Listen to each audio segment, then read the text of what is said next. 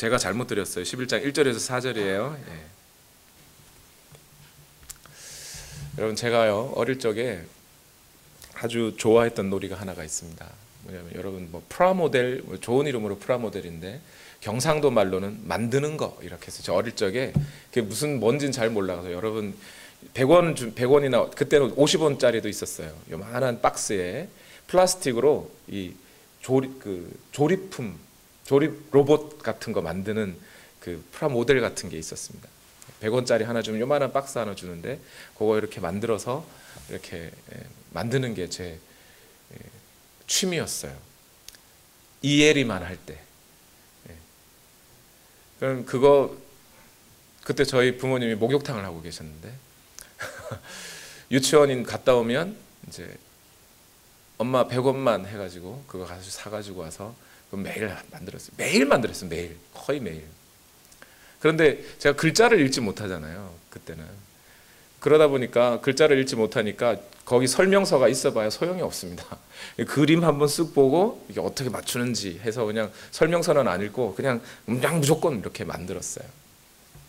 그렇게 만드는 걸 잘 하다가 보니까 초등학교 6학년 때 학교에서 모형 비행기 날리기 대회가 있었습니다. 2시간 동안 이 비행기를 만들어요. 그러니까 프라모델로 나와 있는 비행기, 뭐 나무나 플라스틱이나 종이로 되어 있는 그런 재료들이 있고 그 재료들 가지고 딱 만들어가지고 2시간 안에 만들어야 돼요. 2시간 안에 다 만들어가지고 이제 만든 거 딱 시간 딱 재서 나와가지고 운동장에서 딱 날려서 제일 오래 나는 비행기 그 1등 이렇게 주는 거예요. 근데 그래서 사실 애들이 만들어봐야 얼마나 잘 만들겠어요? 시골에서 프라모델 좋은 게 있어봐야 뭐 얼마나 좋은 게 있겠습니까? 어떤 경우 착 날려가지고 날다가 그 고무동력기가 이상하게 퍽 해가지고 혼자 비행기가 피실피실 이렇게 다 떨어지면 1등이에요. 제일 늦게 떨어지니까 그게. 그런데 저는 어려서부터 그런 프라모델을 만들 때 설명서를 안 보고 하는 습관이 있어요. 하도 그 습관이 들어가지고 그날도 어김없이 딱 프라모델 만들기 시작했는데 하자마자 설명서 그냥 던져버리고 보이는 대로 딱 보고 이제 만들기 시작했어요. 그런데 딱 2시간 동안 만드는 시간을 주는데 1시간 한 40분쯤 50분쯤 지났을 무렵 거의 완성은 다 했는데 아무리 제가 만든 비행기를 봐도 그 박스에 그려져 있는 그 사진이 있잖아요. 이 완성하면 이런 모양이 됩니다. 이런데 그 사진의 비행기하고 너무 안 닮아지는 거예요. 왜냐하면 비행기 그 날개가 보니까 팽팽한데 그 사진에는 제 거는 아무리 풀로만 해가지고 막 이렇게 당기고 막 밀고 당기고 해봐도 비행기 날개가 제일 중요한데 날개가 헐렁헐렁한 거예요. 이거 가지고 어떻게 날겠습니까? 그래가지고 그때서야 어쩔 수 없이 뭘 봐요? When all else fails 뭐 하라고요? Read the instruction. 그제서야 쓰레기통에서 인스트럭션을 잡아들고 이게 어떻게 된 거냐고 펼쳐보기 시작했어요. 봤더니 거기에 뭐라고 적혀있냐면 날개를 제일 먼저 만들래요. 다른 거보다 날개를 먼저 만들어요. 왜냐하면 날개 뼈를 이렇게 세운 다음에 종이를 딱 접어서 종이를 붙여가지고 분무기로 물을 뿌려야 됩니다. 물을 뿌려서 한 30분 말리면 바짝 마르면 종이가 그 날개가 팽팽해지게 돼 있는 거예요. 그걸 몰랐던 거 아닙니까? 근데 1시간 40분 50분 다 지나가가지고 이제 물 뿌려봐야 말라요 안 말라요? 안 말라죠. 이미 때는 늦으리. 여러분 제가요 20살 그러니까 신학교 들어가서부터 교회에서 부교육자로 또 뭐 전도사 목사 이렇게 해서 지금까지 사역해 온 지가 한 25년 6년 됐습니다. 아니 나이 밝혀지네 안 되는데 25, 6년 동안 제가 몇 명의 사람들을 만나면서 사역하겠습니까? 정말 많은 사람들을 봤습니다. 그런데 대부분의 사람들이 그렇게 살더군요.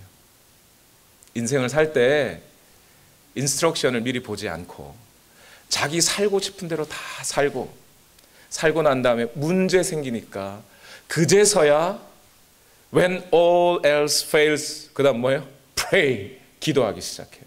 하나님 이 문제가 터졌습니다. 고쳐주십시오. 막 자기 마음대로 밤에도 그냥 맛있는 빵하고 아이스크림하고 맛있게 드셔놓고는 당뇨병 걸렸다고 주여 고쳐주시옵소서. 자기 마음대로 부부와 가족들에게 잘 해놓지도 않고 막 바람 피우고 살아놓고는 주여 가정을 회복시켜 주십시오. 그러더란 말입니다. 사람이 내 마음대로 살았던 그 삶의 열매들이 맺힐 무렵, 그 열매들이 자기에게 쓴뿌리가 되고 고통이 되고 곤고해지고 고난이 찾아올 때서야 비로소 하나님 앞에 찾아가서 기도라는 것을 하려고 하더라는 거예요. 사람이. 그런데 우리 예수님은 어떻게 기도하셨습니까? 예수님의 제자들은 예수님이 보통 일반 사람들하고 기도하는 것과는 전혀 다른 기도의 삶을 살고 있다는 걸 제자들이 발견합니다. 예수님은 어떤 삶의 문제가 다 터지고 난 다음에서야 하나님 어찌합니까? 라고 찾아오지 않으셨어요. 모든 사역을 하기 이전에 먼저 하나님과 교제하고 계셨어요. 하나님의 음성을 듣고 하나님의 뜻을 알고 하나님께서 원하시는 것이 무엇인지 배워 그 뜻을 삶에 실천하는 방식으로 기도하셨다라는 거예요. 제자들을 불러가지고 제자들이 속썩이고 사고치고 난 다음에서야 하나님 이 제자들을 고쳐주십시오라고 기도한 게 아니라 제자들을 부르기 전에 먼저 기도하시고 제자들을 부르시더라는 거예요. 하루의 삶을 다 살고 저녁 무렵에 가서 하나님 내가 오늘 잘못 살았습니다, 잘못했습니다, 용서해 주세요 하고 기도하시지 않고 먼저 하나님 앞에 새벽 미명에 기도하시기 시작하셨습니다. 사역이 잘 될 때도 예수님은 돌아가셔서 기도하셨고 자기를 찾는 사람이 없어도 기도하셨고요. 한적한 곳에 가셔서 기도하시기도 하셨지만 심지어 예수님은 십자가에 달리셔서까지 기도하셨어요. 예수님은 이처럼 사람들이 생각하는 그런 것과는 전혀 다른 태도로 다른 시간에 전혀 다른 장소에서 예수님은 기도하셨다라는 거예요. 그래서 제자들은 이 예수님이라는 분께 뭘 배워야 되겠다? 기도를 배워야 되겠다. 예수님의 제자들이 예수님을 보고서 이분 정말 뭔가 다르다 하면서 예수님께 기도를 배우려고 합니다. 그래서 누가복음 11장 1절 오늘 본문 말씀에 가면 이렇게 말씀하셔요. 다 같이 읽어봅시다. 시작. 예수께서 어떤 곳에서 기도하고 계셨는데 기도를 마치셨을 때에 그의 제자들 가운데 한 사람이 그에게 말하였다. 주님, 요한이 자기 제자들에게 기도하는 것을 가르쳐 준 것과 같이 우리에게도 그것을 가르쳐 주십시오. 본문에서 예수님은 기도하고 계셨다고 해요. 예수님은 보통 사역하실 때 자기가 잘하는 원하시는 기도의 장소들이 분명히 있었던 것 같아요.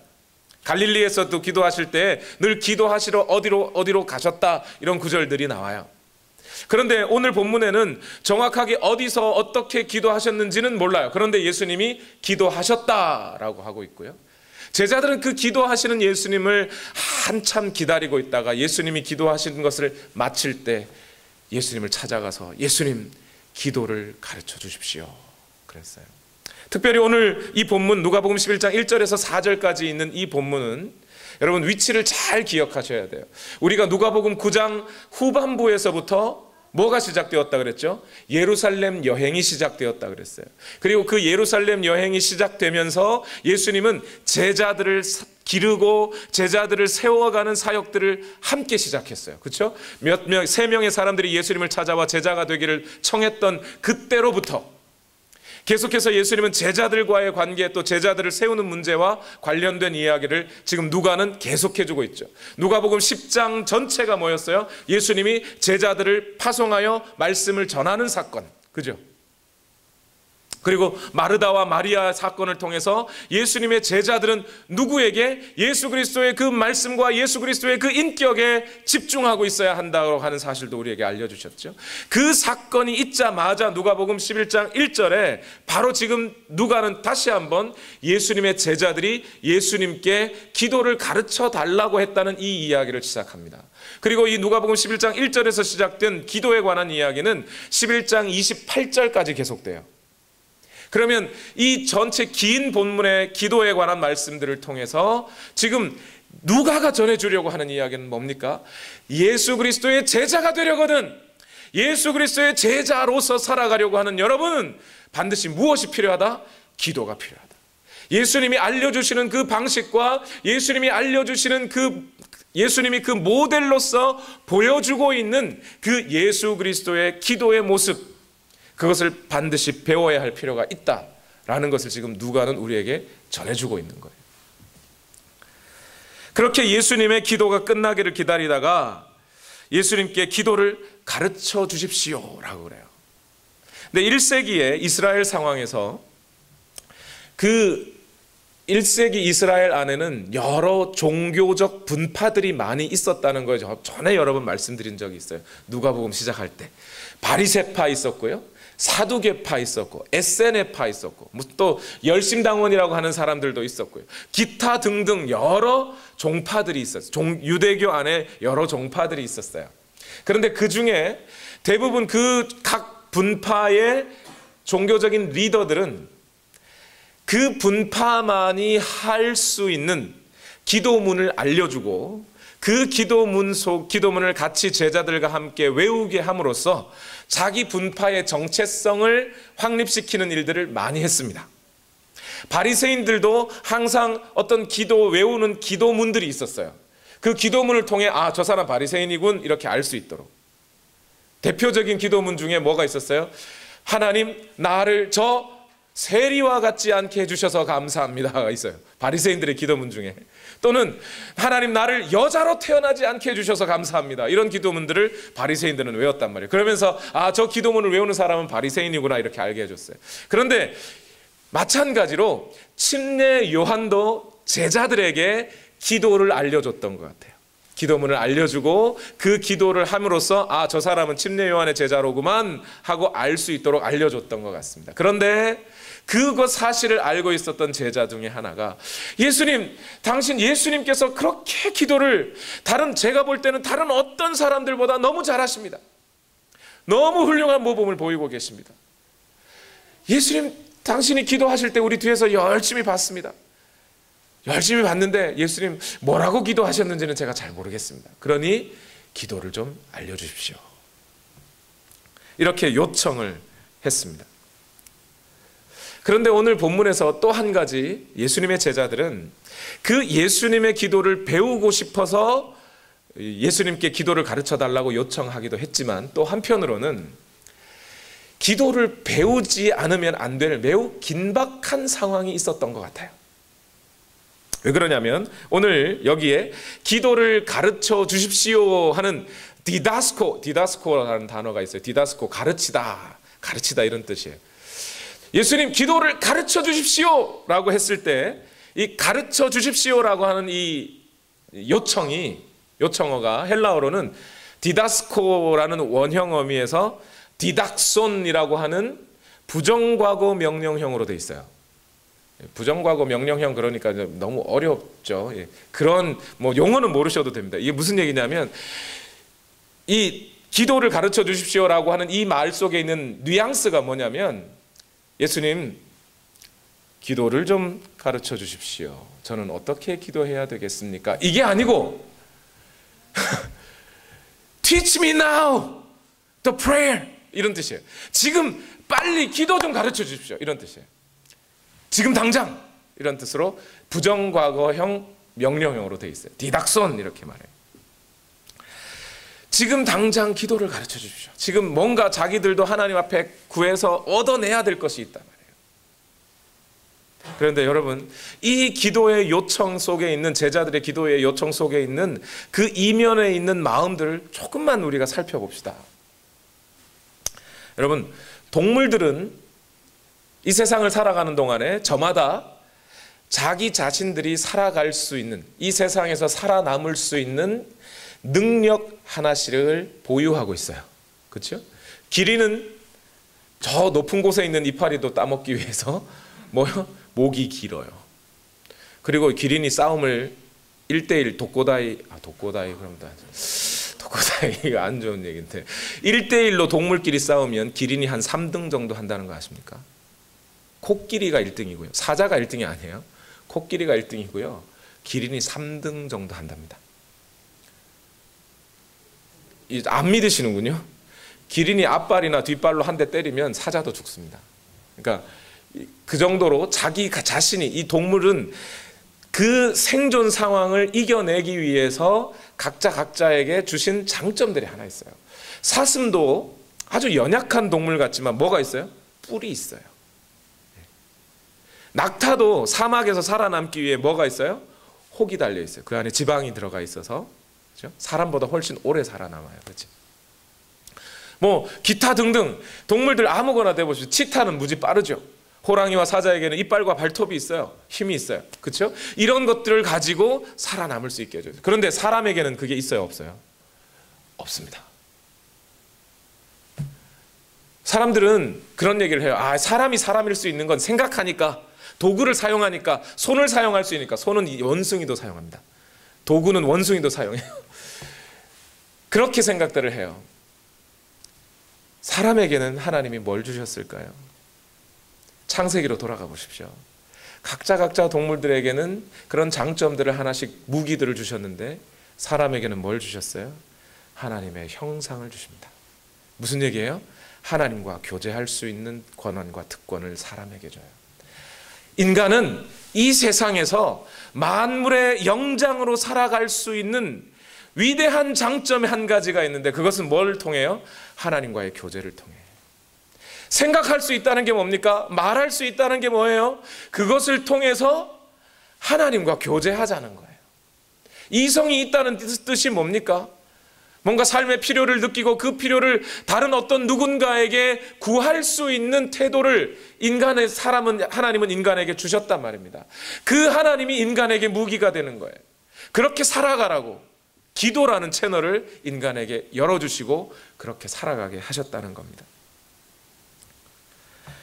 그런데 인류는 그 타락한 나머지, 아담과 하와 이후에 타락한 나머지 그 장점들을 잃어버렸어요. 마음으로부터 하나님을 밀어내고 하나님의 도움을 구하지 않고 자기 힘대로 살아가려고 하는 그 노력, 그 우상 숭배의 마음 가지고 하나님과의 관계를 단절해버린 거예요, 스스로. 그러면서 하나님으로부터 오는 도움에 기대지 않게 되면서 자연히 사람은 만물의 영장으로서의 자리와 위치를 놓치게 돼요.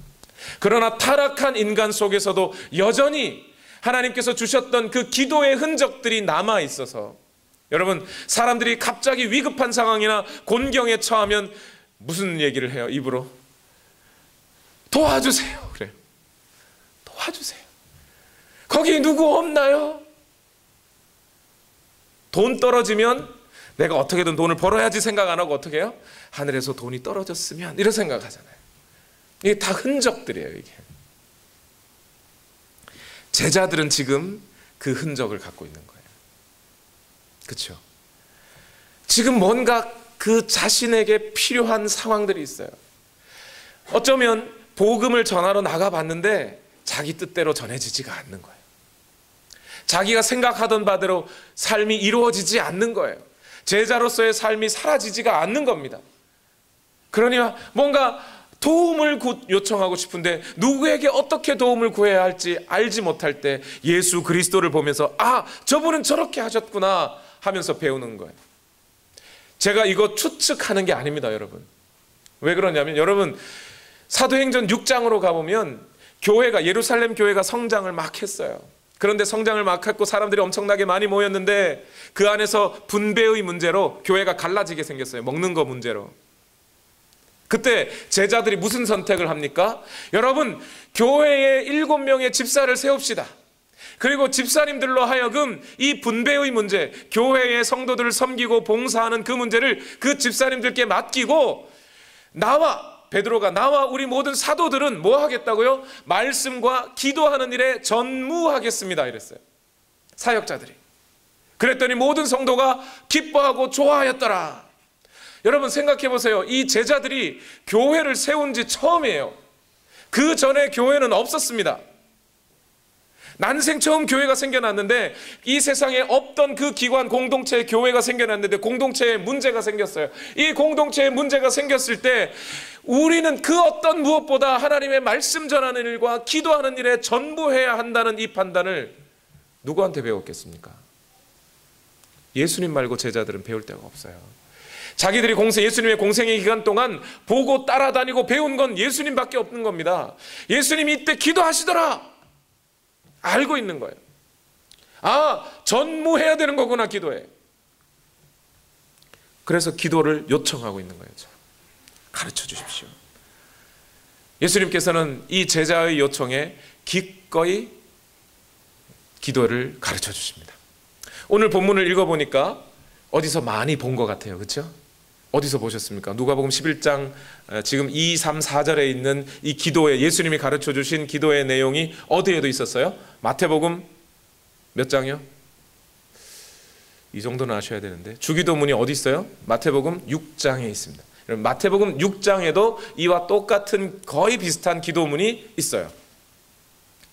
근데 목사님, 그러면 둘 중에 뭐가 더 오리지널이에요? 마태복음이 오리지널입니까? 누가복음이 오리지널입니까?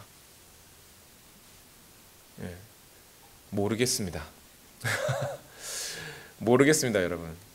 무슨 얘기냐면 마태복음은 산상수훈을 말씀해 주시면서 그 속에 주기도문이 있었어요. 그렇죠? 산상수훈이 5, 6, 7장이고 그 가운데 6장에 주기도문이 있었잖아요. 그러니까 예수님이 지금 공적인 설교, 수많은 사람들이 공적인 설교 가운데 예수님이 주기도문을 말씀해 주셨어요. 오늘 누가복음은 예수님의 제자들이 예수님이 기도하실 때 찾아와서 예수님 어떻게 기도해야 되나요?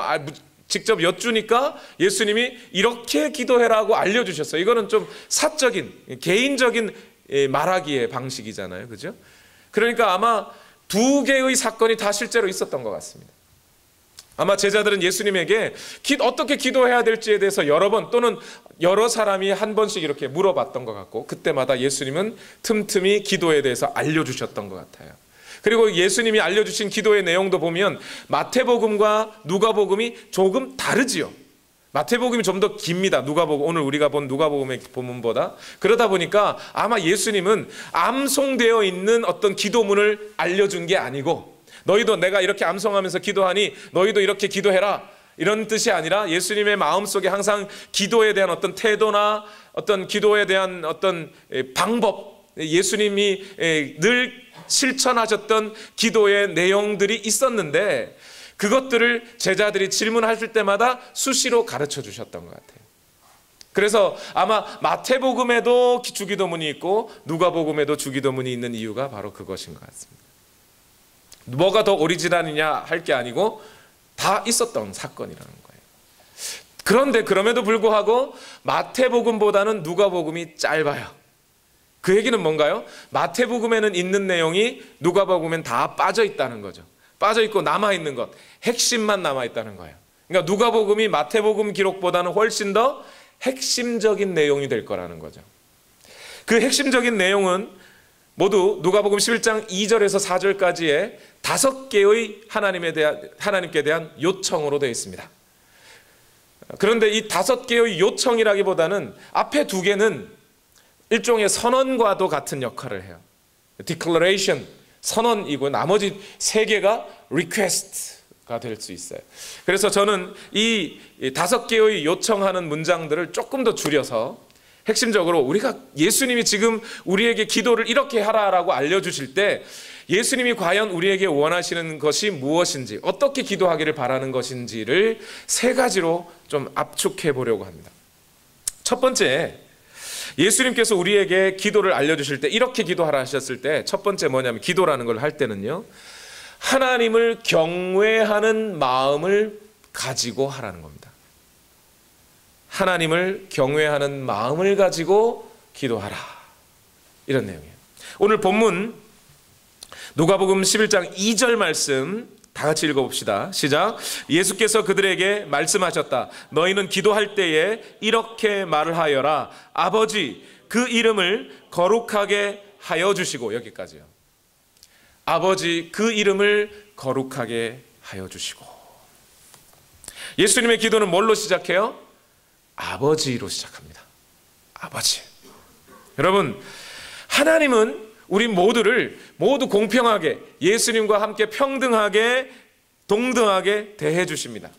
그렇다고 해서 우리가 기도할 때 Hey friend 라고 기도하지는 않습니다. 예수님도 그렇게 기도를 알려주시지는 않아요. 우리의 기도를 들으신 분이 우리의 friend가 아니에요. 우리는 모두가 다 하나님의 종입니다. 그렇다고 해서 하나님 앞에 기도할 때 주님이라고 부르라고 한 적이 없습니다. 예수님은. 우리는 모두 하나님 나라의 백성입니다. 그렇다고 해서 하나님께 기도할 때 왕이시여라고 기도하라고 하지 않으셨어요. 우리 모두가 다 하나님의 자녀로서 아버지께 기도하라고 예수님 말씀하셔요. 아버지, 그냥 아버지 하면 돼요. 마태복음에는 어떻게 시작했었어요? 하늘에 계신 우리 아버지. 네, 뭐가 빠졌어요? 하늘에 계신 우리 다 빼고 누가복음에 얘기하는 건 뭐예요? 당신들이 지금 기도하는 대상은 누구다? 아버지다. 당신들의 아버지께 기도하는 것이다. 그래서 장로님들이 옛날에 그렇게 기도하셨죠. 거룩하시고 무소부재하시며 전지전능하시고 우주의 수레바퀴를 돌리시는 거룩하신 하나님 여호와 아버지시여. 그거 다 필요 없다는 거예요. 그냥 뭐 하면 돼요? 아버지 하면 돼요. 옛날에 장로님들은 그렇게 기도하셨는데 요즘 성도님들은 그렇게는 기도하시지는 않는데 이 목소리와 제스처 이런 것에 매우 민감하신 것 같아요. 아버지 뭐 이렇게 하셔야 들어주시는 것 같아요. 그렇게 기도 안 해도 됩니다. 그냥 어떻게 하면 돼요? 아버지 하면 돼요. 아버지. 우리 기도를 들어주시는 분이 누굽니까? 아버지. 여기서 아버지라는 말이 헬라어로는 파테르고요. 아람어, 그러니까 예수님이 살던 그 지역 동네 사투리입니다. 아람어로는 아바예요. 그래서 아바 파더라고 불러라. 여기서 아바라는 말이 뭐냐면 그냥 아버지도 아니고 아빠예요. 아빠. 아주 친밀하게 부르라는 겁니다. 여러분, 오늘 우리가 여러분 이 본문 5절 아까 우리가 잠시 읽었잖아요. 예수님이 요 뒤에 가면 기도에 관한 비유의 말씀을 해주셔요. 근데 그 비유의 말씀에 보면 예수님 무슨 비유를 해요? 어떤 한 사람이 집에 손님이 찾아와가지고 친구에게 가가지고 친구에게 떡 3덩어리를 달라 그랬는데 자고 있으니까 안 준다고 하다가 간청함을 인하여 줄 것이다 이렇게 얘기하시잖아요. 근데 사람들이 거기에서 이건 기도의 간절함, 간청함, 끈질긴 기도 그걸 얘기하는구나 이렇게 생각하실 때가 있어요. 근데 그 비유의 내용이 상당히 복잡합니다. 근데 그건 다음 시간에 설명을 드리도록 하고요. 요지는 뭐냐면 예수님의 비유의 요지는 뭐냐면 왜 친구에게 가냐 하는 거예요. 아버지가 있는데 왜 친구한테 가냐. 그 비유의 요지를 잘 읽어보시면 뭐 끈질긴 기도 뭐 아니면 부끄러움 당하지 않기 위해서 응답해 줄 것이다 이런 정도가 아니고 아버지가 있지 않느냐. 근데 왜 굳이 친구한테 가가지고 달라 그러느냐 이런 뜻이에요. 오늘 여러분 지금 예수님도 지금 뭐라고요? 누가복음의 기도에서 예수님이 알려주는 기도에 친구여, 선생님이여, 왕이시여 안 해도 된다. 당신들이 하려고 하는 그 기도에 응답하실 분은 당신들의 아빠다. 그걸 확실하게 하라는 겁니다. 어떤 분들 기도하라고 해보면 하나님 우리 주님 예수님 성령님 도와주세요 막 이래요. 누구를 부르는 거예요 대체? 정확하게 그 초점을 정확하게 맞추셔야 돼요 여러분. 아버지께 기도하시는 겁니다. 아버지. 자, 이 시간 잠시 눈을 감고 눈 감으세요. 저를 보지 마시고 눈을 감고 아버지 불러봅시다. 시작. 아버지. 예. 아빠 해보세요. 예. 이제 눈 뜨세요 이제. 예. 기도할 때 여러분 뭐 그렇게 어려운 거 아니에요, 그렇죠? 아빠한테 하는 거예요. 아빠한테. 저는 어릴 적에 부모님께 존댓말을 해야 된다는 그런 부담감이 있었어요. 그래가지고 저는 아버지를 부를 때마다 아버지 그러니까 제가 너무 조숙해 보이는 거예요. 제 초등학교 1, 2학년 돼가지고 아버지 이건 아닌데 이런 생각이 들어서 아빠요 이렇게 불렀어요.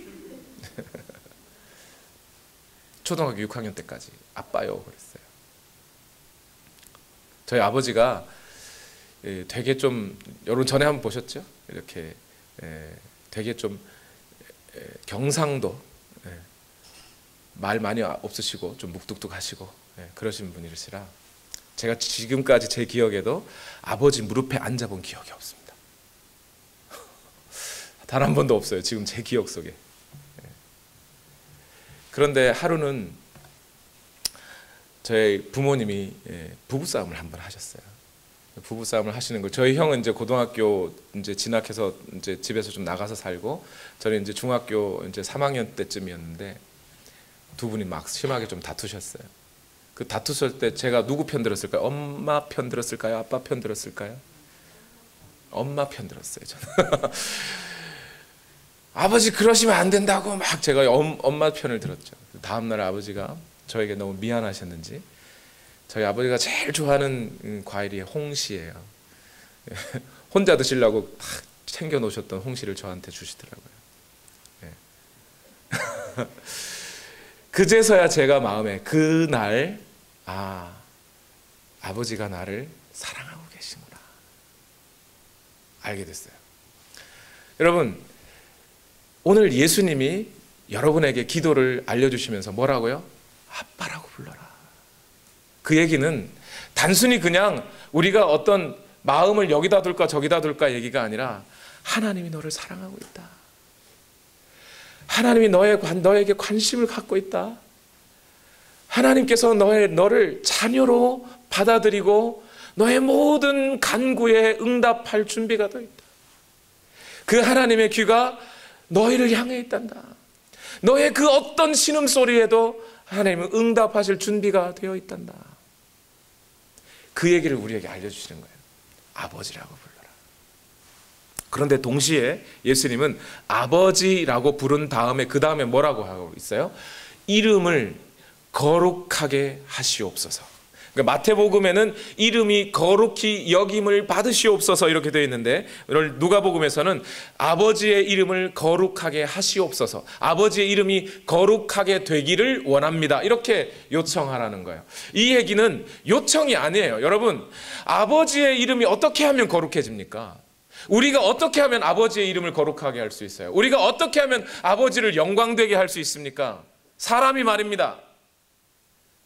요즘 엄마 아빠들이 아이들에게 그렇게 가르쳐요. 얘야, 오늘은 교회 가지 말고 학원 가서 열심히 공부해서 좋은 대학 가고 좋은 직장 취직해서 하나님을 영광스럽게 만들렴. 네가 좋은 대학교 가야 하나님이 영광 받으시지 않겠니? 그렇게 가르쳐줘요. 웃기는 소리 하지 마세요. 천만의 말씀이요. 크리스찬이 좋은 대학교 가야 하나님이 영광 받습니까? 예, 저는 우리 교회 우리 중고등부 학생들 다 좋은 대학교 가기를 원합니다. 그런데 그 좋은 대학교 갔다는 것이 하나님을 영화롭게 하는 게 아니에요, 여러분. 인간의 그 어떤 행동이나 인간의 그 어떤 노력이나 인간의 그 어떤 말로도 하나님을 영화롭게 할 수 없습니다. 그것이 인간이 이미 죄인으로 되어 있는 상태에서 뭘 더 어떻게 하나님을 영화롭게 할 수 있어요?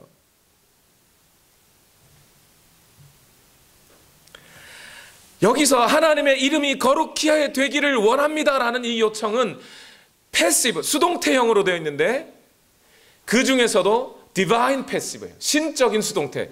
동작의 주체가 하나님이란 말입니다. 하나님께서 하나님의 이름을 영화롭게 하시옵소서 이런 뜻이에요. 인간이 할 수 있는 게 아니에요. 그걸 요청형으로 바꿨다는 말이죠. 그래서 이 말을 우리말로 정확하게 옮기면 아버지 하나님께서 하나님의 이름이 거룩하게 이 세상으로부터 구별되어지기를 하시기를 원합니다 이런 뜻이에요. 아버지의 이름만이 거룩하시고 내 삶과 이 세상에서 오직 아버지의 이름만이 빛나시기를 원합니다. 그런 뜻으로 거룩히 여김을 받으시옵소서 하는 거예요. 결국 예수님이 원하시는 건 뭐냐면 이 문장을 말하라라는 얘기는 결국 이 문장하고 전혀 다르면 안 된다는 얘기겠어요? 이 문장 그대로 해야 된다는 얘기겠어요? 그게 아니고 오직 하나님의 이름이 영화롭게 되기를 원하는 마음으로 기도하라는 뜻이죠. 너희의 중심이, 기도하는 중심이 어디에 있느냐? 너희 아버지의 이름이 영화롭게 되는 것, 아버지의 이름만이 이 세상 가운데 영원히 빛나는 그러한 방향으로 너희 마음을 모아 기도해야 한다라는 뜻이라는 거예요. 사람들은요, 자기가 중요해요. 이기적인 사람들은 자기가 한 일만 영광되기를 원하고 자기가 이루어 놓은 것을 잃어버리지 않기를 원해요. 예수님은 여기서 요청하시는 거예요. 아니, 너희의 이기적인 욕심 말고 먼저 하나님의 영광됨을 위해서 기도할 수는 없겠니? 오늘날 많은 사람들이 사람의 마음 맞춰주기를 원하고 있는데 예수님은 뭘 요청하고 계신 거예요? 너희가 하나님의 마음을 좀 맞춰라. 교회도 보면 나 상처받았어 이러면 대장돼요. 요즘은. 그죠? 나 상처받았어. 그럼 사람들이 다 거기 가가지고 어쩌다 상처받았냐고. 목사님 때문에 상처받았어. 그럼 목사가 나쁜 놈이구만 뭐 이렇게 됩니다. 사람의 눈높이 맞추는 거 중요합니다. 사람의 마음 감싸주는 거 중요합니다. 예수님도 그걸 원하셔요. 그런데 오늘 예수님이 오늘 기도할 때 너희 마음에 하나님을 맞추려고 하지 말고 하나님의 마음에 너희가 좀 맞추면 안 되겠느냐. 그 마음으로 기도를 하라는 겁니다. 두 번째, 오늘 예수님께서 기도에 대해서 강조하고 있는 건 뭐냐면 세상을 향한 하나님의 주권에 순복하는 마음으로 기도하라. 다시요. 세상을 이끌어 가시고 세상을 향한 하나님의 그 경륜과 하나님의 뜻에 순종하고 복종하는 마음으로 기도해라 라는 겁니다. 누가복음 11장 2절 말씀 맨 끝에 뭐라고 돼 있어요? 시작. 그 나라를 오게 하여 주십시오. 그 나라를 오게 하여 주십시오.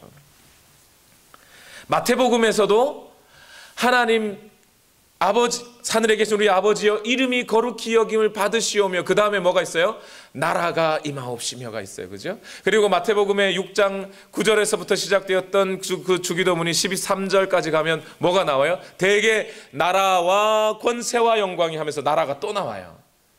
그래서 제가 볼 때 마태복음에 있는 주기도문은 하나님의 나라가 임하는 것에 관한 기도가 핵심 내용인 것 같아요. 그래서 마태복음 6장 33절에도 가면 너희는 먼저 뭘 구해라? 그의 나라와 그의 의를 구하라. 그리하면 이 모든 것, 여기서 나오는 이 모든 것이 뭐냐면 의식주의 문제, 무엇을 입을까, 무엇을 먹을까, 어디서 살까 하는 그 모든 문제들까지도 하나님께서 너희에게 더해 주실 것이다 라고 예수님이 약속하신 거예요.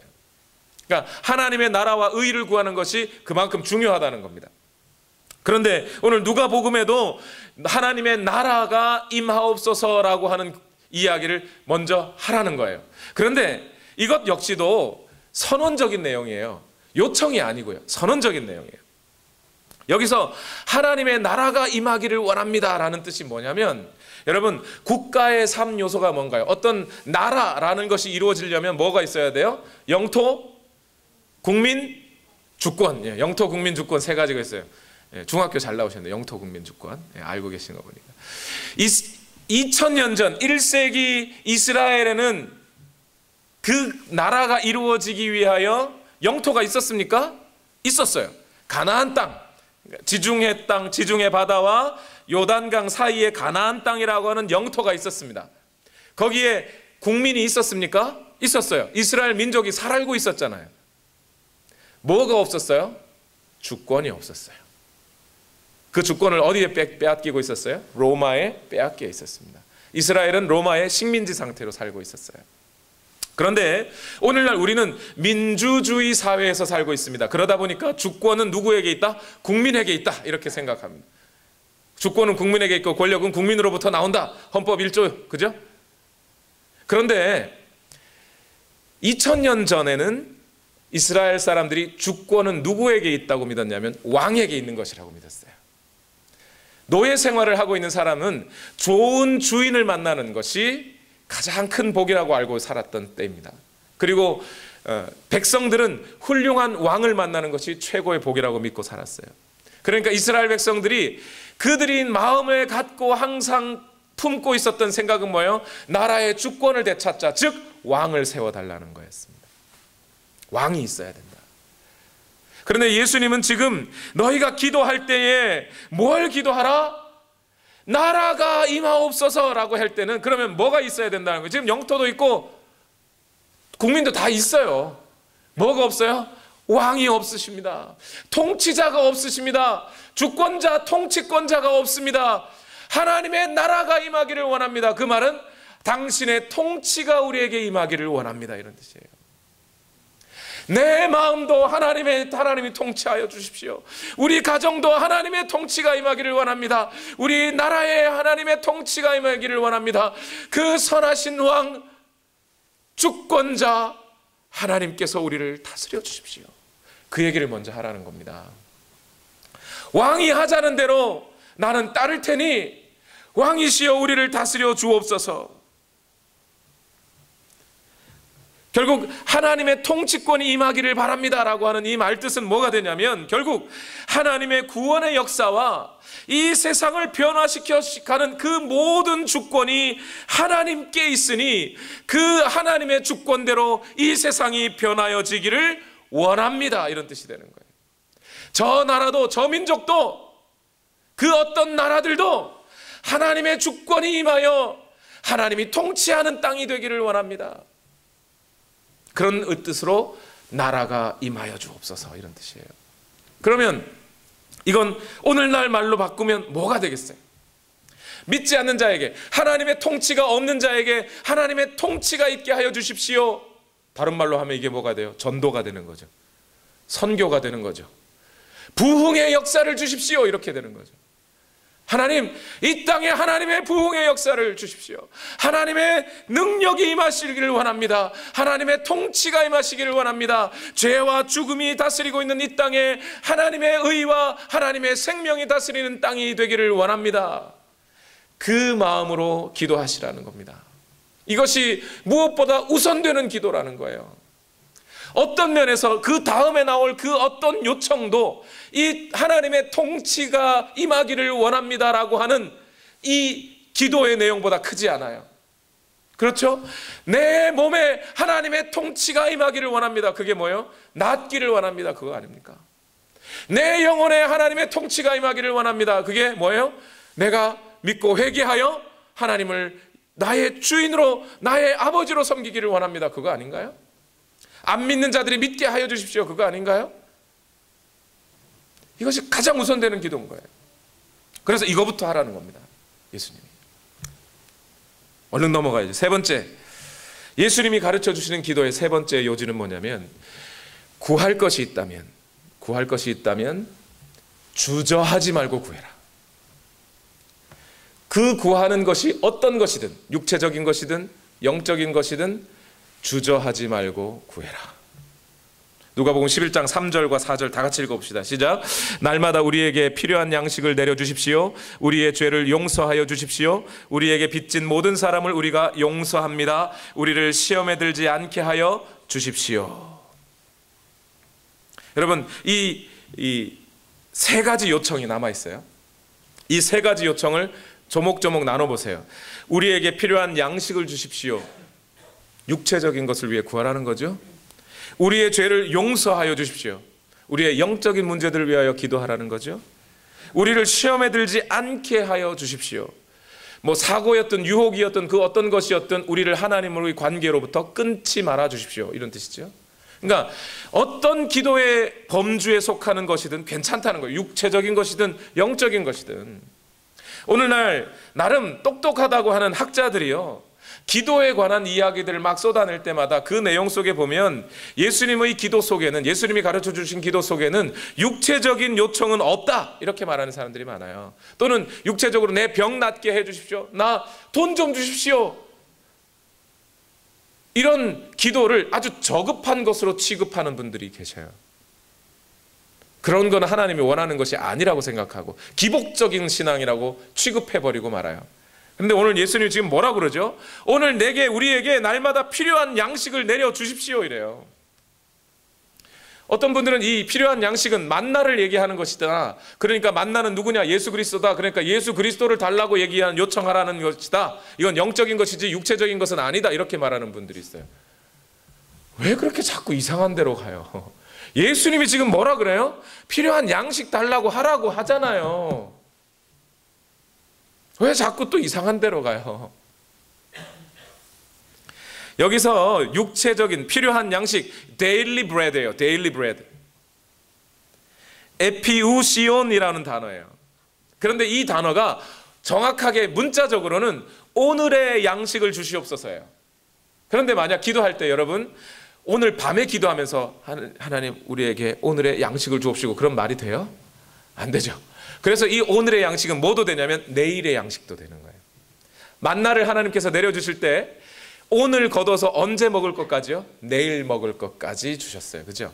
그런 것처럼 이 내일 먹을 양식을 주옵소서도 여기에 포함이 돼요. 그래서 이것을 번역할 때 정확하게 어떻게 번역하라? daily bread, 매일마다의 양식을 주옵소서라고 구해라 라는 거예요. 오늘 먹고 살 문제 가지고 기도하라는 거예요. 여러분들이 가끔 간혹 기도하면서 그런 분들 계세요. 나 병 낫기를 원한다고. 하나님 나 돈 좀 주십시오. 이렇게 기도하면서 내가 너무 정욕적으로 구하나? 정욕대로 구하는 건 안 들어주신다 그랬는데 거룩한 척 하지 마시고 그냥 달라고 하세요. 안 들어주시면 어떡하지? 그게 내 책임이에요? 아니 안 들어주시면 내 책임이냐고요. 그게 아니 예수님이 지금 기도하라며요. 하라 그래서 하는 건데 안 들어주시면 그게 내 책임이에요? 내가 못난 거야? 꼭 그런 분들이 있잖아요. 안수기도 해주셔가지고 믿음대로 될지어다. 근데 안 나왔어요 사람이. 그러면 뭐라 그래? 네 믿음이 약해서 그래요. 그럼 자기 믿음은 센 줄 알고 지가 기도해놓고 말이죠. 무슨 얘기예요? 요청하라는 거예요. 아버지께. 아버지잖아요. 돈 달라고 하라는 겁니다. 그게 나쁜 게 아니라고요. 그런데 왜 잔뜩 달라 그러지? 기왕이면 데일리 브레드 말고 이얼리 브레드를 달라 그러지. 왜 하필은 데일리 브레드를 달라 그래요? 이걸 왜 그럴까요? 매일 기도하라고요. 1년 후에 거 사람이 100년도 못 살 사람이 1000년을 걱정하면서 사는 게 사람 아닌가요? 그렇죠? 오늘 당장 그리고 내일 먹을 것이 우리에게 필요한 거지 1년 후에 먹을 게 우리에게 필요한 게 아니에요. 그러면 오늘 당장 우리에게 닥쳐진 문제들 가지고 하나님 앞에 기도하자고요. 그럼 되잖아요. 그리고 하나님은 그렇게 매일매일 다 그렇게 아뢰는 것들에 하나님 같이 교제하고 싶으시다는데 굳이 1년치 미들이 다 기도해놓고 하나님 오늘 기도했으니까 1년 동안 이제 기도 안 하겠습니다. 이럴 필요는 없잖아요. 가끔씩 저에게 기도 요청해 주시는 분들이 있어요. 그래서 목사님 언제 뭐 병원에 가서 수술하는데 아니면 뭐 시험 치는데 기도해 주세요. 열심히 기도합니다. 날짜가 지났는데도 저한테 말을 안 해주셔요. 다 지나가지고 가서 어떻게 된 거예요? 어떻게 됐나요? 목사님 합격했는데요. 수술 다 잘 됐습니다. 그럼 진작에 좀 얘기를 좀 해주지. 자기 필요할 때만 와가지고 기도해달라 그러놓고 다 된 다음에는 말도 안 하셔요. 목사가요. 그래서 힘들어요. 사실 직업적으로 다 힘든 얘기만 하셔요. 잘 된 건 얘기를 안 하시더라고. 돈 없어요 목사님 이거는 있는데 돈 많아요는 기도를 안 하시고 목사가 뺏어갈 줄 알고 얘기 안 하시나 봐요. 하나님도 마찬가지 아니겠습니까? 오늘 우리의 모든 삶에서 우리의 간절한 간구를 필요한 그날 기도하세요. 제발 좀. 하나님이 준비하시고 같이 좀 그래 어떻게 돼 우리가 한번 해결해보자 이러고 마음을 열고 계신데 기도를 안 하셔요. 두 번째 영적인 회복을 위해서도 기도를 하시라는 거예요. 그죠? 죄의 문제에 대해서 특히. 그런데 이 요청 속에 보면 우리가 늘 고개를 갸우뚱하는 게 하나가 있어요. 뭐죠? 우리가 우리에게 죄 지은 자를 사하여 준 것 같이 우리 죄를 사하여 주옵소서 이렇게 기도하라는 거예요.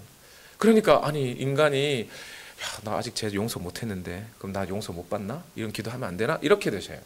그래서 이 문장에 대한 오해들이 참 많습니다.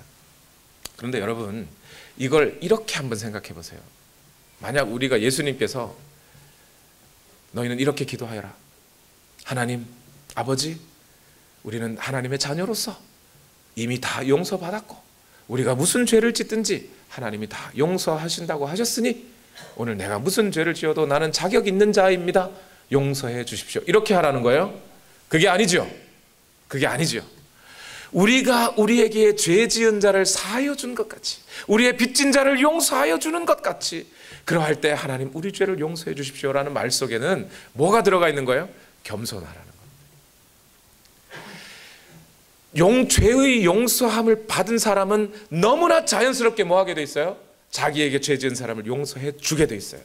1만 달란트 빚진 자가 그 10,000달란트를 갚지 못하니까 주인이 용서해 줬어요. 그런데 용서함을 받고 빚을 탕감받고 나서는데 자기에게 100데나리온 빚진 자가를 만났어요. 1만 달란트 돈으로 환산하면 6조 정도 된답니다. 6조의 빚을 탕감받은 사람이 집 앞을 나서는데 300만 원 빚진 사람을 만났어요. 멱살을 잡고 야, 내 돈 내놔. 그랬더니 어떻게 해요? 주인이 다시 불러가지고 야, 너 일로 와봐. 너 그러면 돼? 내가 너 빚 다 용서해 줬는데 너 그러면 돼? 다시 갚어. 이게 무슨 얘기예요? 죄의 용서를 받는 자는 너무나 당연하게 죄의 용서를 해주게 돼 있다는 겁니다. 즉 오늘 우리가 하나님 앞에 기도할 때 우리가 용서받은 자임을 인식하고 기도하라는 겁니다.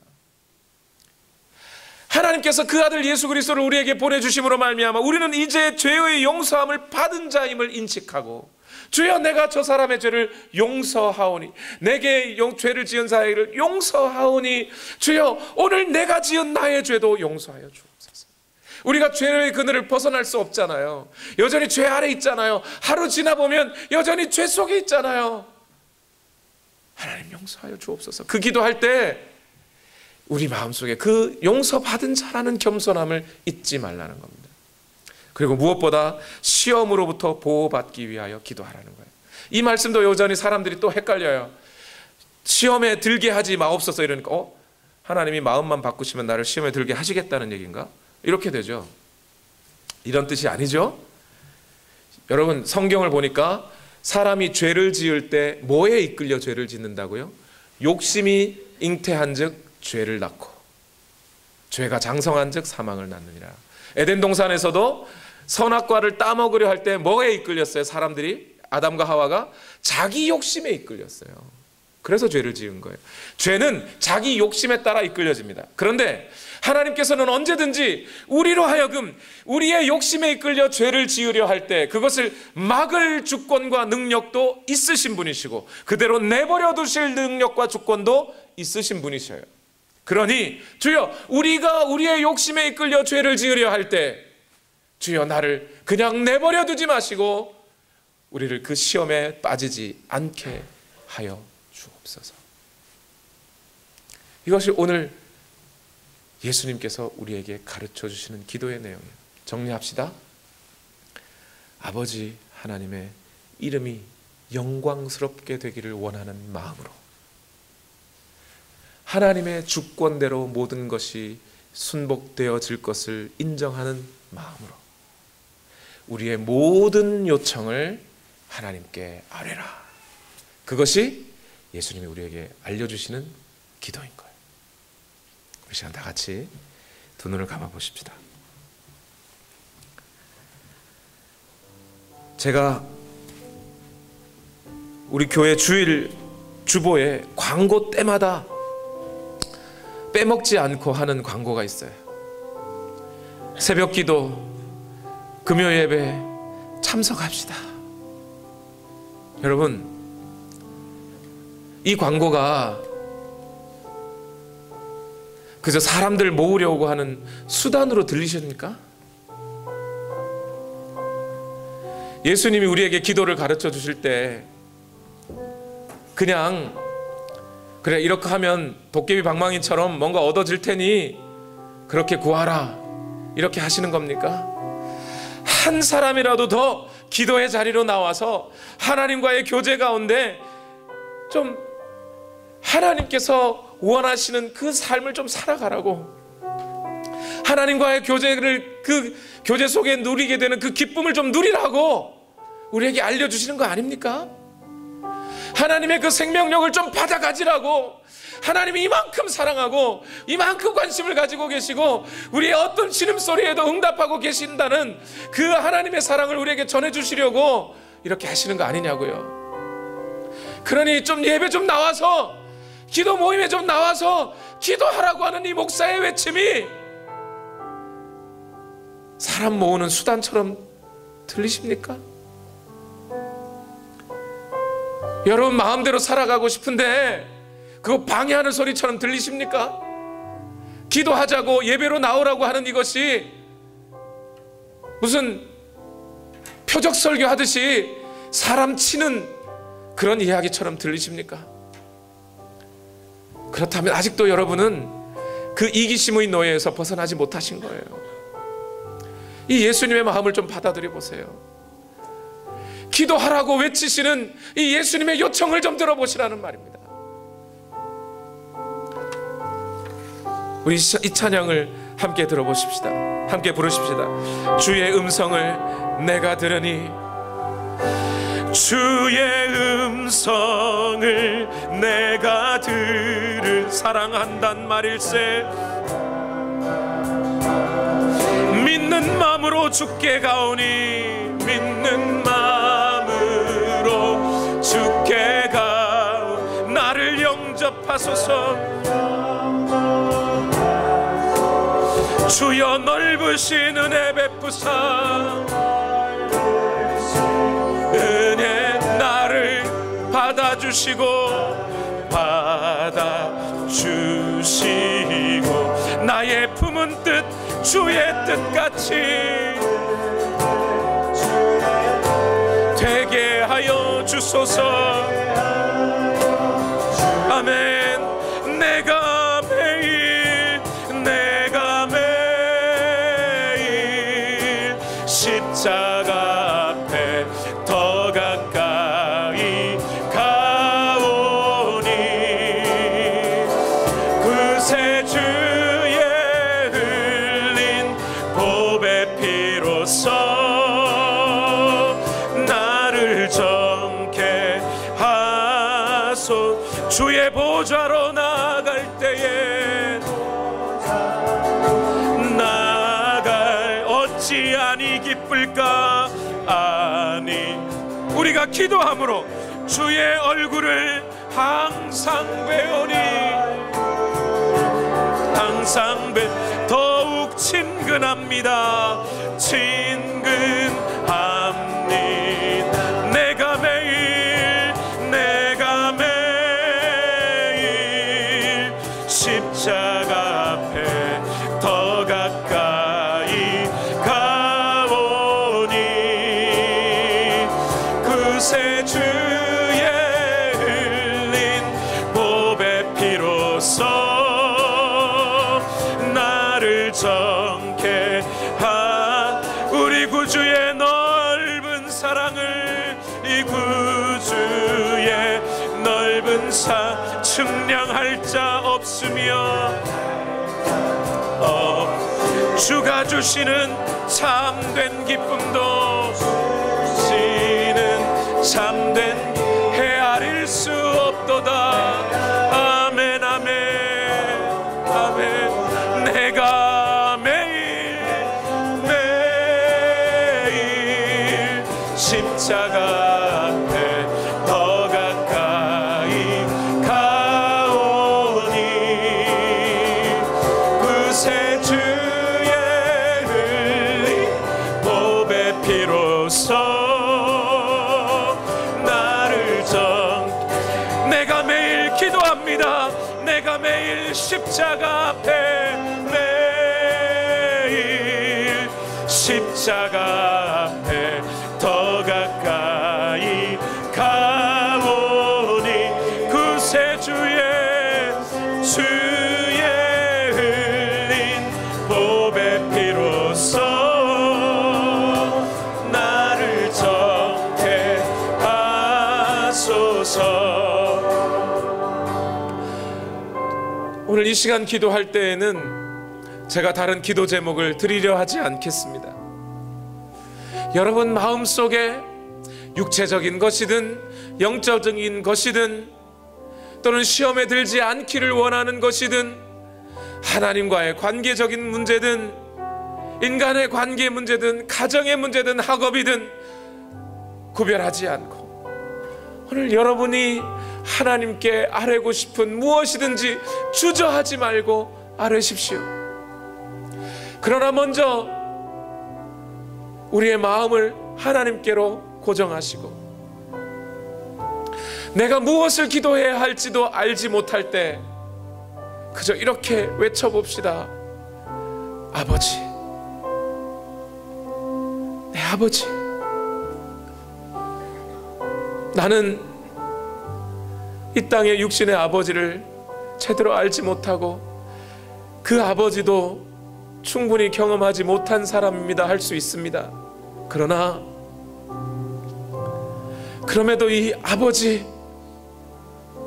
그 한마디 속에 눈물 나지 않습니까?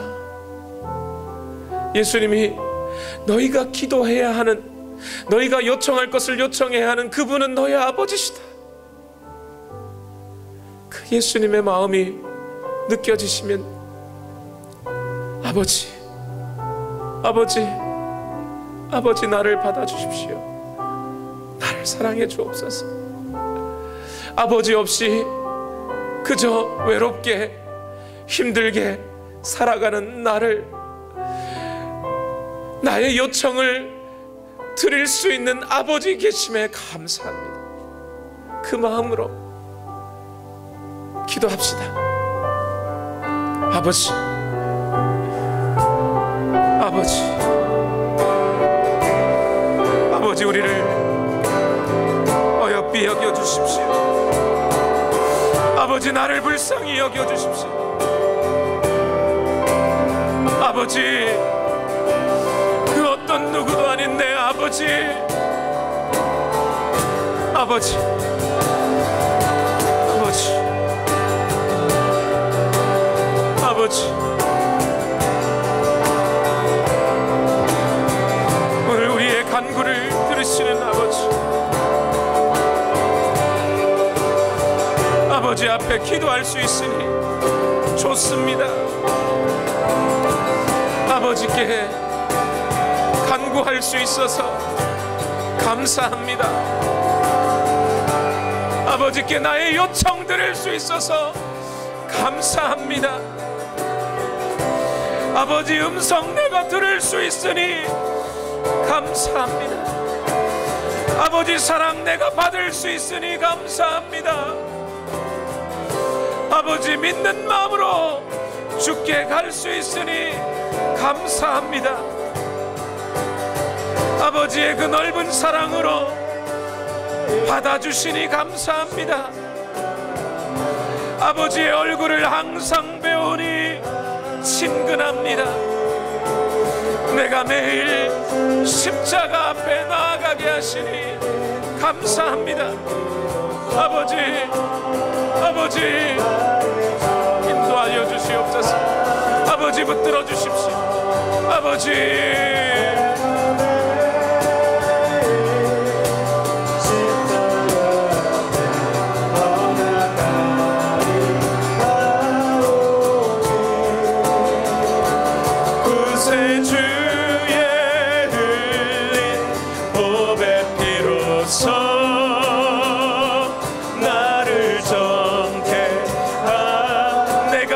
십자가 앞에 내가 매일 십자가 앞에 더 가까이 가오니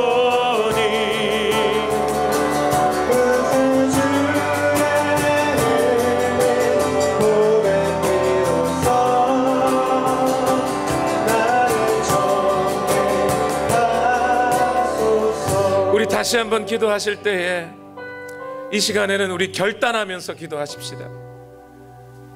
하나님께 드리는 예배를 결단코 소홀히 하지 않으리라. 금요 예배를 통해서 하나님 앞에 기도하고 하나님을 만나며 주님의 말씀 앞에 설 수 있는 이 기회를 결코 포기하지 않으리라. 새벽에 일어나 하나님 앞에 나와 기도하며 하루 여는 이 삶을 결코 포기하지 않으리라. 바벨론의 포로로 끌려가서도 예루살렘을 향하여 하루 3번 문을 열고 기도하였던 그 다니엘처럼 하나님을 향한 내 마음을 결코 포기하지 않으리라. 아버지, 이 친밀한 교제의 관계를 놓치지 않게 하여 주십시오. 내가 비록 육체의 연약함으로 말미암아 마음 변하고 결단이 약해질지라도 주여 나를 붙드시고 내가 더 주님 앞에 교제의 관계, 더 친밀한 관계로 나아가겠습니다. 우리 이 시간 다 같이 결단하며 다시 한번 기도하시겠습니다. 살아계신 아버지, 오늘도 우리를 인도하여 주시니 감사합니다.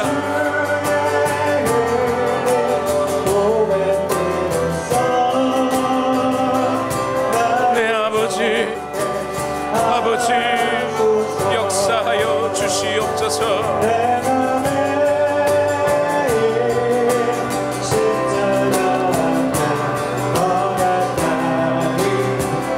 주여 오늘도 우리를 인도하여 주셔서 주님의 말씀을 쫓아 살아가는 우리 삶을 인도하여 주시고 하나님의 말씀으로 살아갈 수 있도록 주여 우리를 붙들어 주시옵소서. 아버지, 결코 이 복을 포기하지 않으리라. 주 안에 있는 보물을 포기하지 않으리라. 기도의 능력을 포기하지 않으리라. 예배의 특권을 포기하지 않으리라. 결단합니다. 그렇게 살아가기 원합니다. 주여 나를 붙들어 주시고 내 아버지, 나를 인도하여 주옵소서. 이 교제의 끈을 놓치지 않는 내 삶 되게 하옵소서.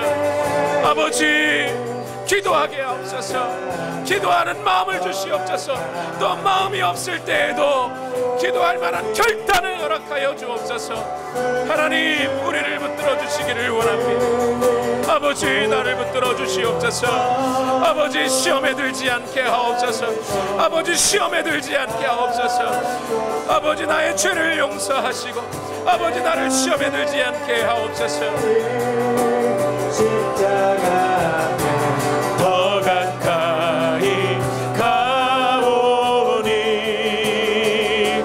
그새 주의 흘린 보배 피로써 나를 정케 결단하며 찬양합시다. 내가 매일 십자가 앞에 더 가까이 가오니 주여, 내가 금요 기도회에, 내가 새벽 기도회에, 주일 예배에 소홀하지 아니하고 하나님과 교제할 마음을 갖게 하옵소서. 결단합니다. 결단합니다. 우리 다시 한번 고백합시다. 내가 매일 십자가 앞에 더 가까이 가오니 그새 주의 흘린 보배 피로써 나를 정케 하소서. 살아계신 하나님, 우리 아버지, 저 사르밧 과부가 매일매일 떡반죽 그릇에 떡이 밀가루가 끊이지 않고 기름병에 기름이 끊이지 않는 그 경험은 하나님께서 매일매일 부어주시는 은혜와 먹을 것을 주시는 그 은혜를 누렸다는 것은 그 땅에 사는 그 누구도 경험해보지 못한 놀라운 하나님의 은혜였습니다. 우리 온누리교회 모든 성도들이 매일매일 하나님 앞에 무릎 꿇고 아버지 앞에 간구함으로 그 사르밧 과부와 같이 매일매일 하나님을 경험하는 그 놀라운 경험 속에 들어가게 하여 주시옵소서. 그 삶이, 그 은혜와 그 복이 우리 모든 성도들에게 임하기를 원합니다. 역사하여 주시옵소서. 예수님의 이름으로 기도하옵나이다. 아멘.